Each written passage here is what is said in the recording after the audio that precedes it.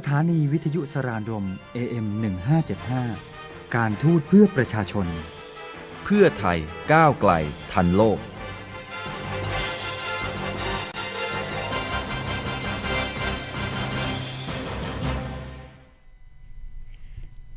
สวัสดีค่ะ and good afternoon. Today is, well, I shouldn't be saying the date, but if you are on Facebook right now, welcome to News and Views. I amประช and I have a very special guest with me today, but I'm not going to say her name. I'm going to let her introduce herself, but not just yet.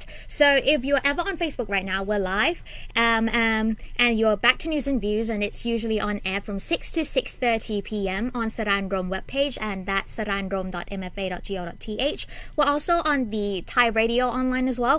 So if you're on that, you can listen to me as a rerun on Monday, because as you know, it's Mother's Day on Sunday, so we'll be having a holiday on Monday. So by then, you'll be having a rerun of this program at 6 to 6:30. And of course, I amประช and my special guest is right next to me. สวัสดีค่ะ สวัสดีค่ะ สวัสดีค่ะ Would you introduce yourself to everybody right now, please? Right. My name is Panpailin Jantara Sombat, and I am an 18-year-old Ministry of Foreign Affairs scholar. And I have previously learned at Remedy International School, and I currently read law at Queen Mary University of London. Okay, so you've been, how long have you been in London now? I've been there for about a year.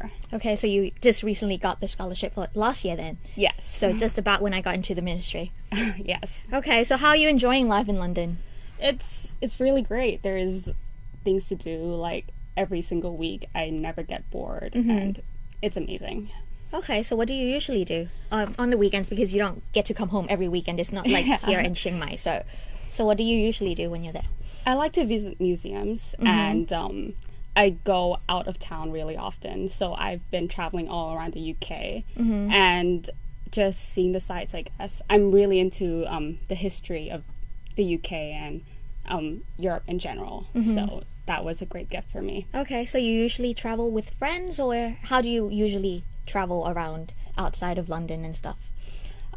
Usually by train, and I go with one friend of mine, and it's pretty convenient. It's not like Bangkok. You can just hop on a train and go anywhere you want and then come back on the same day. Okay. Is your friend Thai? Yes. Okay, so it's a good chance for you to keep practicing your Thai as well, huh? Yes. Because you've been international for most of your life, right? Yes. Okay, so so afterwards, what will happen? So you got a scholarship from MFA. Yes. And then so you'll be studying the bachelor in London. Yes. And what about your masters? What are you planning to do with that?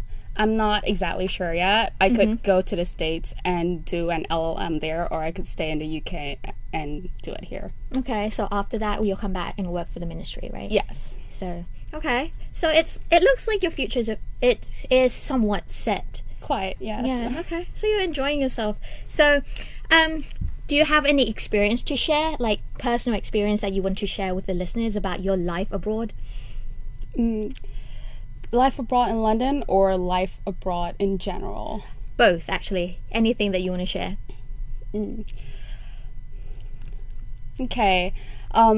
Before I lived in London, I have lived in Pakistan and Nigeria and the Netherlands, which is quite a wide variety of experiences.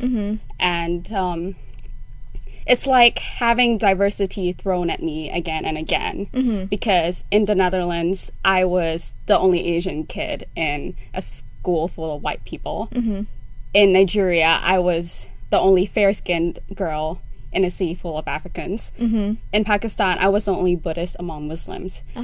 And I find that this diversity has shaped who I am as a third culture kid, at the same time maintaining that I am a Thai person. So, do you have any stories to tell them? Any fun stories that people should know about your life abroad? Let me think. I'm not putting you in the spotlight because I'm interviewing you. I think the listeners would rather listen to what you have to say than to me. So, any fun stories that you want to share? Anything that I don't... Okay, I've got one, yeah. Okay. I learned most of my English in Nigeria.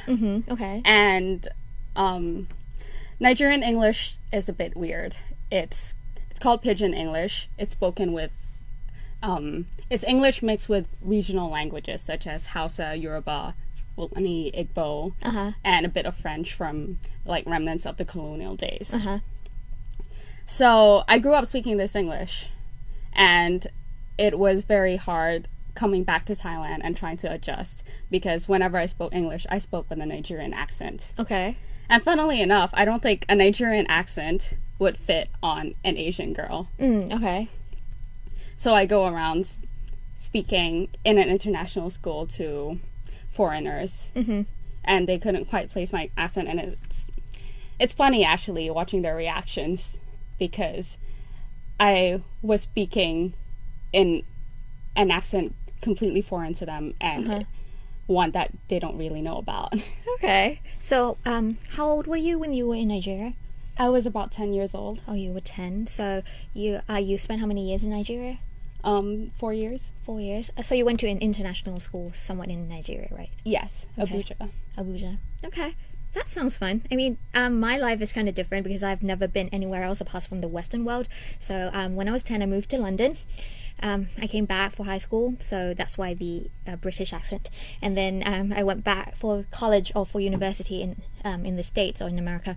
So whenever I was when I first got into school, like in university, and then I met a bunch of Thai kids who were second generation Thais. So they were actually moved from Thailand when they were young, or either they were born there. So whenever I spoke, they were like, "You sound so snobbish." I'm like, "What? You sound so snobbish." I'm like, "Okay, well, I spent like a part of my young age in London, so it wouldn't be weird because I would speak British." And they were like, "Yeah, you sound very, very snobbish." I'm like, "Okay." Yeah, but yeah, it was fun.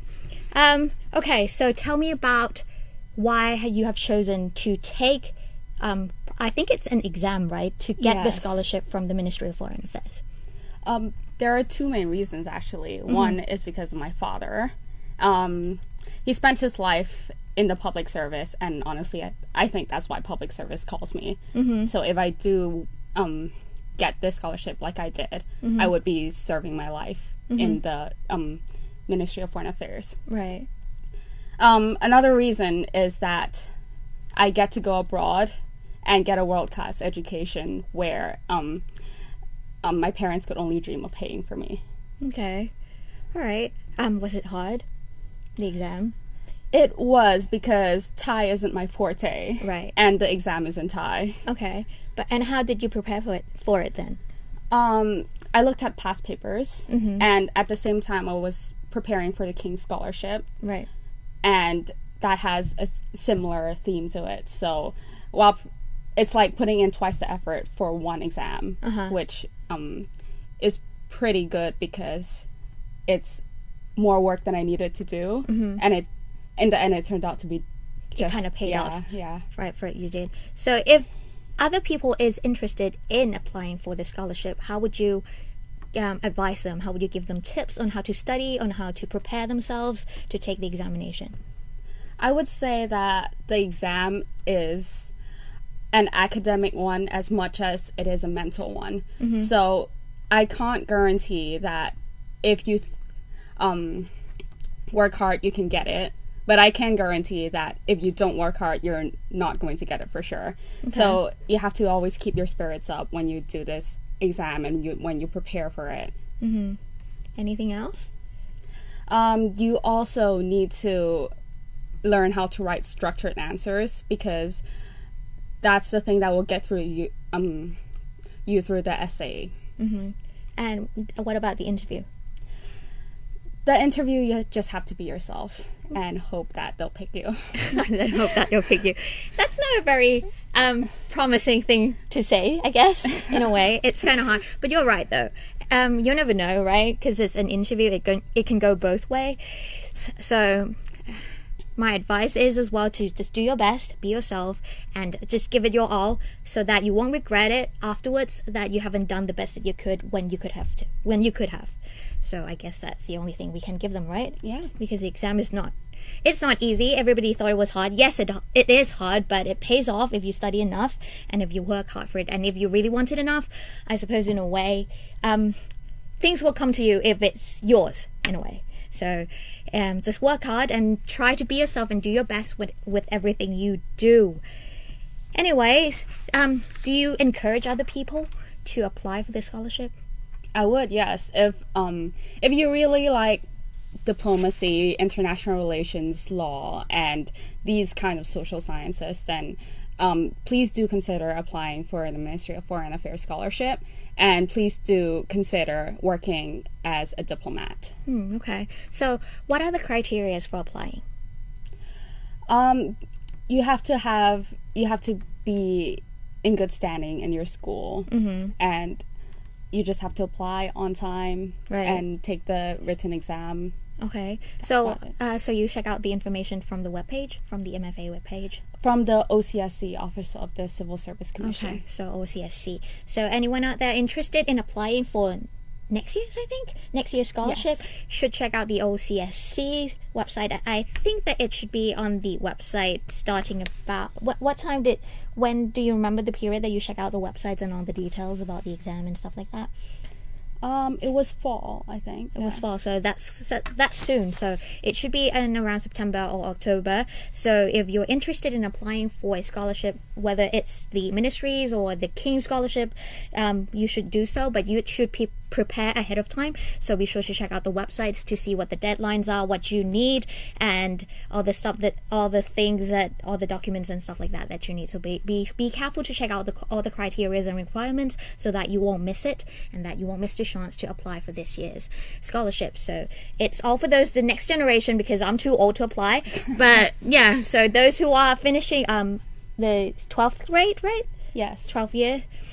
So senior year in high school, you can if you're finishing those, you can apply. So be sure to check it out.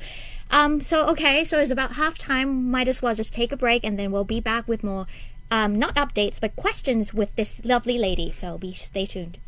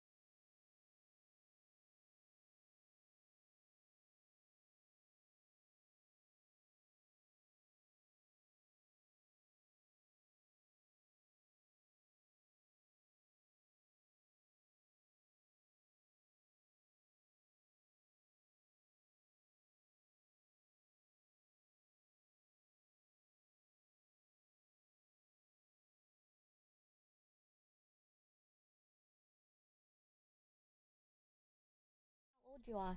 I'm 18. You're just 18. You're like, okay, how many years different? Okay, I'm 32. You're 18. Well, yeah, we'll do the math. Anyways, what should we talk about now? What do you want other listeners to know about you? What's your favorite Thai food? Som tam. Som tam. Why som tam? Well, my father is from the Isan region, which is the northeastern part of Thailand. Okay. And it's their famous food. Uh-huh. And I don't get it very often when I live abroad. So whenever I come back, I get som tam every day. Okay. It's a type of papaya salad. Okay. Do you like hot, spicy food? Yes. Okay, that's good then. So you enjoyed hot, spicy Thai food. So have you ever asked your like foreign friends what their favorite Thai dish is? I've got a few foreign friends who just stayed over at my house last week. Okay. So I got them to try everything. Okay. And I think their favorite is Thai tea. That's not a food. Thai tea. Thai yen. Right. Well, for me, I always ask like a lot of people like in America don't really know what Thailand is apparently. So that was about a decade ago, about 10 years, because I've been back 10 years already. So whenever they ask me where I came from, I was like, yeah, Thailand. And they're like, wait, China? Wait, no, I said Thailand. Oh, Taiwan. I'm like, no, Thailand. It's a different country altogether. And then, or other people, if they had Thai food, I would ask, what's your favorite Thai dish then? All of them would say pad Thai. I just don't know what is with them with pad Thai. Either that or tom yum goong, but tom yum goong is less. They like pad Thai more, which is really weird though. It's like just fried noodles. I think it's a very generic type of Thai food that you can find in every restaurant, so it's an easy answer. I guess so. But I mean, I think that tom yum goong, pad Thai, and every other thing is like radna is a generic food, like Thai food that they can find too, Fair right? enough. So everybody is like, yeah, I like pad Thai. I'm like, yeah, you should try something else. Why just have only pad Thai? And they're like, yeah, okay, we'll go and try. But a lot of foreigners now like more spicier food, I think. Yeah. A lot of people are trying like more spicy foods, like Thai food, and they say that Thai food is very full of flavors. That's true. Yeah, because most of like the Western food, they only have beef and things that are not too spicy, right? So I guess they would enjoy different tastes more. Okay, so how do you think the scholarship has been beneficial for you, or how beneficial is it for you?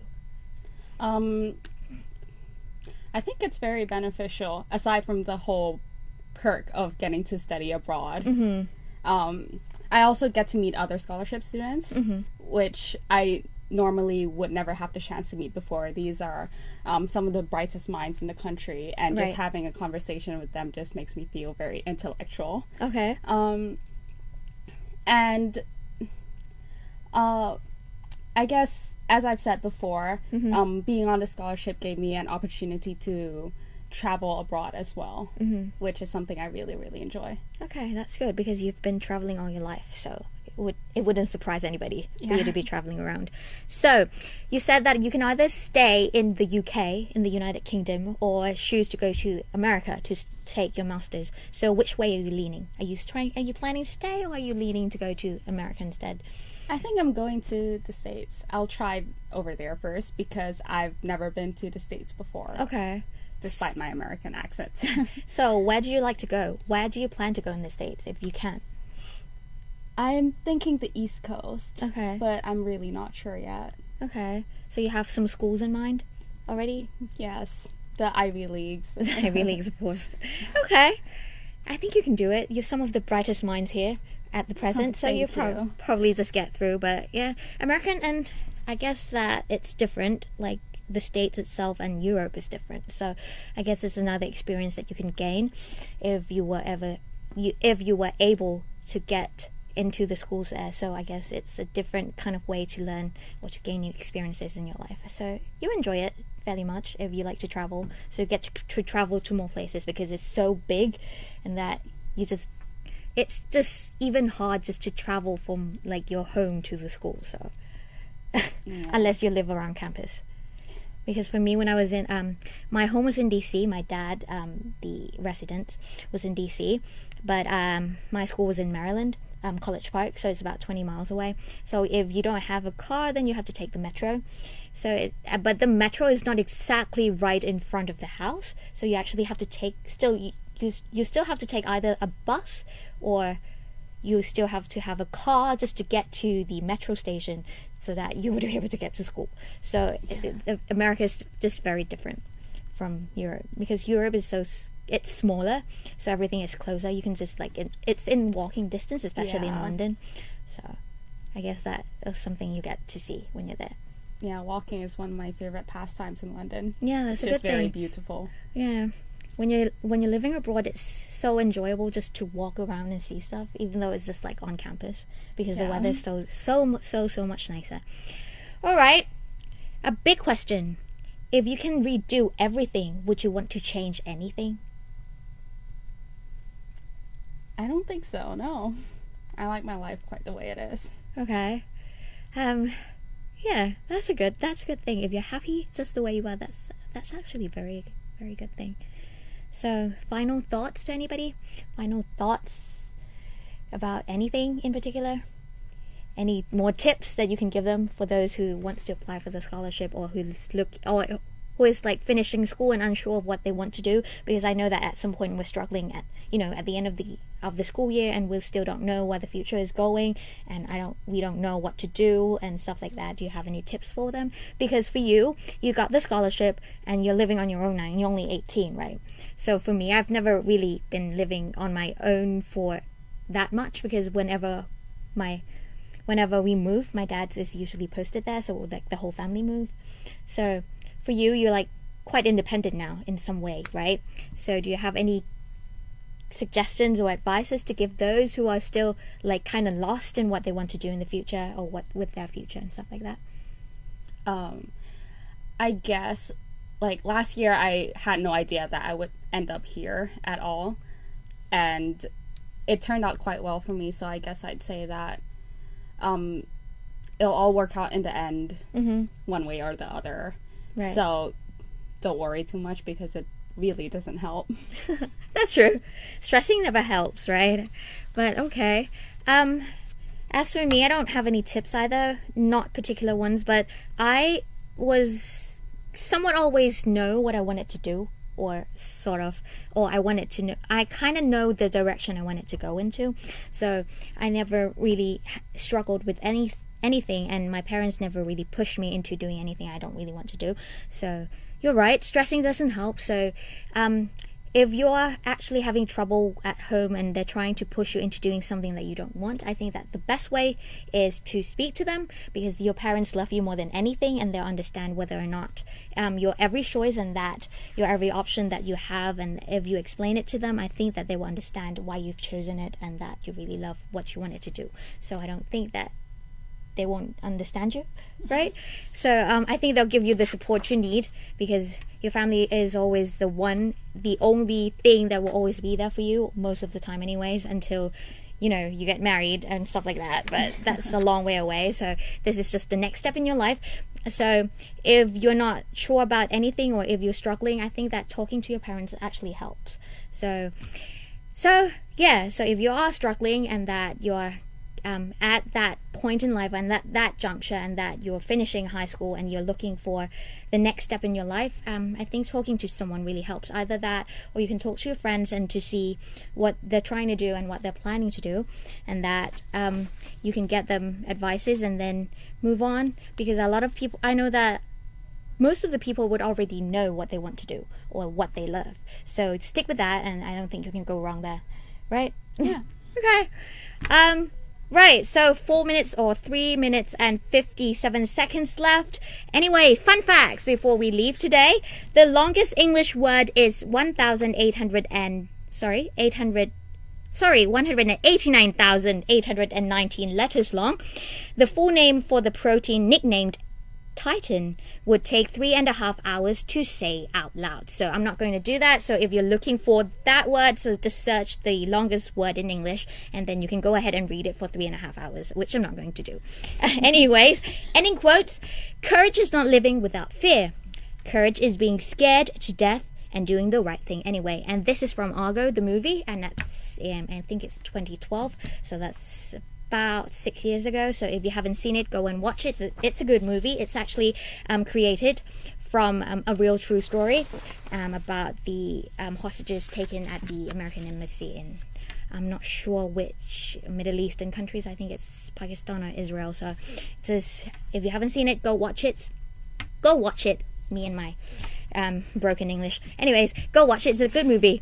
Okay, so if you have any comments or just want to say hi, or you just want to say hi to Nong Ploy as well, she'll be here for the next month before she goes back to school in London. The address is 443 Rama 6 Road, Rashatewi District, Bangkok 10400, and that's Thailand. And my name is Sirisa Prashumyat. You can also check out our other programs as well on YouTube channel as well as our Facebook page, Sara'n Rom Radio. Sara'n Rom is spelled SARANROM, Sara'n Rom Radio. So if you're looking for the rerun of this program as well as other programs, it's on our webpage, saranrom.mfa.go.th. You can also listen to us online, live online, the online stream at Thailand Radio.